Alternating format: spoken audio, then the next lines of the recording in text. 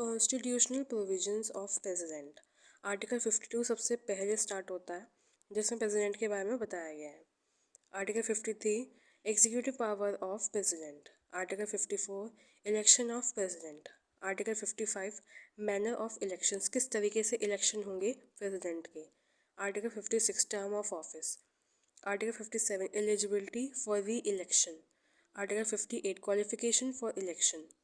Article 59 condition of president office. Article 60 oath. Article 61 impeachment. Article 62 time of holding elections to fulfill vacancy.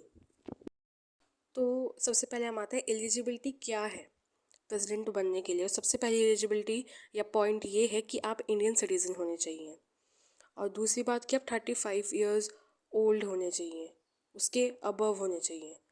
और तीसरी बात है कि elections जो हैं लोअर हाउस ऑफ पार्लियामेंट यानी कि लोकसभा, आप उसके लिए क्वालिफाइड हो। Not holding any office of profit under union और स्टेट गवर्नमेंट, और ये वाला पॉइंट भी बहुत इंपॉर्टेंट है। तो ये 4 पॉइंट बनाते हैं एलिजिबिलिटी क्राइटेरिया प्रेसिडेंट बनने के लिए। अब बात आती है एग्जीक्यूटिव पावर की प्रेसिडेंट की। फॉर एवरी एग्जीक्यूटिव एक्शन जो है, इंडियन गवर्नमेंट जो है जो भी डिसीजन लेगी, एग्जीक्यूटिव एक्शंस जो लेगी, वो प्रेसिडेंट के नाम पे लिया जाएगा। ही अपॉइंट फॉलोइंग पीपल। वो कौन कौन से लोगों को अपॉइंट करेगा, उसमें सबसे पहले आता है अटॉर्नी जनरल ऑफ इंडिया। दूसरा आता है controller and auditor general of India, CAG, जिसका शॉर्ट फॉर्म है। Chairman and members of union public service commission, UPSC के जो चेयरमैन और मेंबर्स होंगे वो भी अपॉइंट कौन करेगा, प्रेसिडेंट करेगा।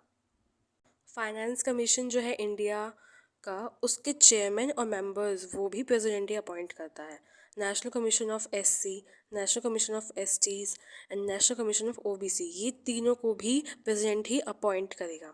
इंटर स्टेट जो काउंसिल्स होती हैं उन्हें भी जो अपॉइंट करते हैं वो प्रेसिडेंट ही करते हैं। और स्टेट गवर्नर्स जो होते हैं उसे भी अपॉइंट करने का जो हक है, अधिकार है, वो प्रेसिडेंट को है। लेजिस्लेटिव पावर ऑफ प्रेसिडेंट, इसमें सबसे पहले बात हम करेंगे कि वो पार्लियामेंट को डिसकंटिन्यू कर सकता है और लोकसभा को डिसॉल्व भी कर सकता है। जब किसी बिल के ऊपर डेडलॉक की सिचुएशन आ जाती है, जहाँ पे लोकसभा और राज्यसभा में कोई बिल पास नहीं हो पा रहा, तो वहाँ पे एक जॉइंट सेशन का हमें प्रोविज़न दिया गया है। तो उसे बुलाने का, जैसे कहते हैं कॉल ऑफ, तो उसे बुलाने का जो हक है, पावर है, वो किसको है, प्रेसिडेंट को है। जो सबसे पहली सिटिंग होती है जनरल इलेक्शन के बाद पार्लियामेंट की, उसको एड्रेस जो करता है वो प्रेसिडेंट करता है। जैसे अभी फ़िलहाल जो हुई है, तो उसे एड्रेस किसने किया, प्रेसिडेंट ने किया। He appoint speaker, deputy speaker of Lok Sabha, chairman, deputy chairman of Rajya Sabha when seats fell vacant.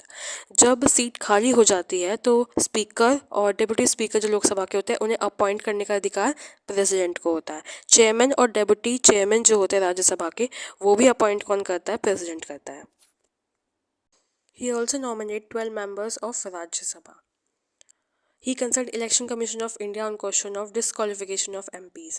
जब MPs की डिसक्वालिफिकेशन की बात आती है तो वो इलेक्शन कमीशन ऑफ इंडिया से कंसर्न करता है। He recommends and permits certain type of bills. यहाँ पे एक और पॉइंट ऐड होगा कि वो ऑर्डिनेंस जारी करते हैं आर्टिकल 123 के तहत। He also lays following report before parliament. Parliament के सामने वो रिपोर्ट्स भी रखते हैं, जैसे कि CAG की रिपोर्ट, UPSC की रिपोर्ट और फाइनेंस कमीशन की report. Financial powers of president, सबसे पहले बात हम करेंगे मनी बिल को इंट्रोड्यूस करने से पहले प्योर रिकमेंडेशन मस्ट होती है प्रेसिडेंट की। दूसरी बात कि वो यूनियन बजट को पेश करते हैं पार्लियामेंट के सामने। और तीसरी बात कि अगर ग्रांट की डिमांड है तो उसके लिए रिकमेंडेशंस जो है प्रेसिडेंट की, वो नेसेसरी है। कॉन्ट्रेजरी फंड ऑफ इंडिया जो है वो प्रेसिडेंट के कंट्रोल में होता है। He constitute finance commission in every 5 years. जैसे कि मैंने एग्जीक्यूटिव पावर्स में ये बताया कि फाइनेंस कमीशन जो बनाते हैं उसमें प्रेसिडेंट का बहुत बड़ा रोल होता है और हर 5 साल में ये बनता है। अब आते हैं हम डिप्लोमेटिक पावर्स में। तो सबसे पहले हम बात करते हैं इंटरनेशनल ट्रीटीज़ और एग्रीमेंट्स जो भी होंगे अप्रूव जो करेगा पार्लियामेंट, वो नेगोशिएट होंगे और कॉन्क्लूड होंगे किसके नाम पे, प्रेसिडेंट के नाम पे। और दूसरी बात, he is representative of India in international forums and affairs. तो इंटरनेशनल फॉरम्स और अफेयर्स की हम बात करें तो डिप्लोमेटिक रिलेशंस जो है उसमें एक रिप्रेजेंटेटिव के तौर पे इंडिया को रिप्रेजेंट कौन करता है? प्रेसिडेंट करता है। अब आता है जुडिशियल पावर ऑफ प्रेसिडेंट पे। तो सबसे पहला जो पॉइंट है वो है appointment of chief justice of India या सुप्रीम कोर्ट। और हाई कोर्ट के जज को भी कौन अपॉइंट करेगा? प्रेसिडेंट अपॉइंट करेगा। दूसरी बात कि जो सुप्रीम कोर्ट है वो उससे एडवाइस ले सकता है, मतलब कि प्रेसिडेंट जो है सुप्रीम कोर्ट से एडवाइस ले सकता है, लेकिन जो उसकी एडवाइस है वो उन पे परमानेंटली लागू नहीं होती, मतलब कि उन्हें लेनी ही लेनी नहीं है, मतलब उन पे बाइंड नहीं होती। और तीसरी बात कि आर्टिकल 72 के तहत ही हैज़ पार्डनिंग पावर, मतलब अगर किसी को डेथ पनिशमेंट मिली है उसके ऑफेंस की वजह से, तो अंडर अ यूनियन लॉ जो पनिशमेंट है वो प्रेसिडेंट माफ़ कर सकता है।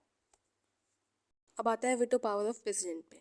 आर्टिकल 111 ऑफ कॉन्स्टिट्यूशन जो है वो डिस्क्राइब करता है कि प्रेसिडेंट ऑफ इंडिया की विटो पावर क्या क्या है। तो 3 तरह की विटो पावर होती हैं। सबसे पहला है एब्सोल्यूट विटो पावर, जिसमें जो प्रेसिडेंट है वो विदहोल्ड कर सकता है अप्रूवल ऑफ बिल, और उसे एब्सोल्यूट विटो के नाम से जाना जाता है। दूसरी बात, जो दूसरा टाइप का विटो पावर है वो है सस्पेंसिव विटो।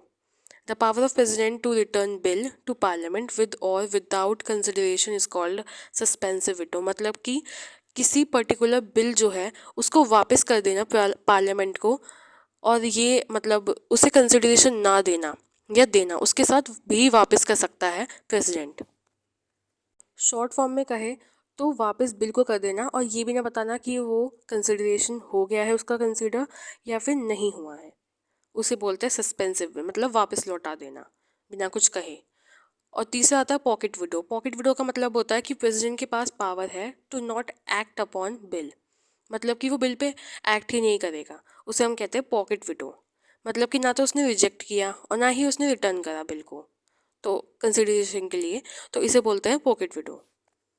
और कॉन्स्टिट्यूशन में कहीं टाइम लिमिट नहीं दी गई है प्रेसिडेंट को।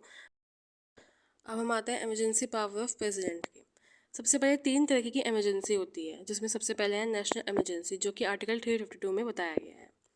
नेशनल इमरजेंसी जो है वो डिक्लेयर हो सकती है on the basis of war, या एक्सटर्नल एग्रेशन हो, या फिर आर्म्ड रिवोल्यूशन। ये जो आर्म्ड रिवोल्यूशन है ये इंसर्ट करा गया है कॉन्स्टिट्यूशन में 44th अमेंडमेंट के द्वारा। जो प्रेसिडेंट है वो नेशनल इमरजेंसी डिक्लेयर करता है, और जो प्रोक्लेमेशन है इमरजेंसी का must be approve by both house with in 1 month. दोनों हाउसेस जो है वो अप्रूव कर दे 1 महीने के अंदर, तब इमरजेंसी को लागू किया जाता है। इमरजेंसी जो है वो 6 महीने और कंटिन्यू हो सकती है और उसके बाद भी एक्सटेंड हो सकती है। ऐसी इमरजेंसी इंडिया में 3 बार लागू हुई है। 1962 जब इंडिया और चाइना का वॉर हुआ, 1971 जब पाकिस्तान से हमारी लड़ाई हुई बांग्लादेश बनाने के लिए, और 1975 जब इंदिरा गांधी ने यहाँ पे इमरजेंसी लागू करी।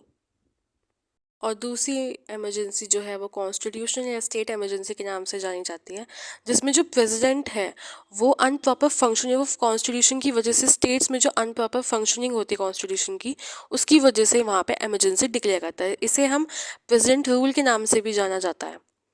Proclamation imposing president's rule must be approved by both houses of parliament within 2 months। मतलब 2 महीने के अंदर अंदर जो है दोनों हाउसेस राजी हों इसके लिए। Function of state are done by governor, और जो सारी पावर्स हैं, जो नर्व सिस्टम बन जाता है वो गवर्नर बन जाता है स्टेट के अंदर। जैसे कि हम केरला में एक एग्जाम्पल है वहाँ का।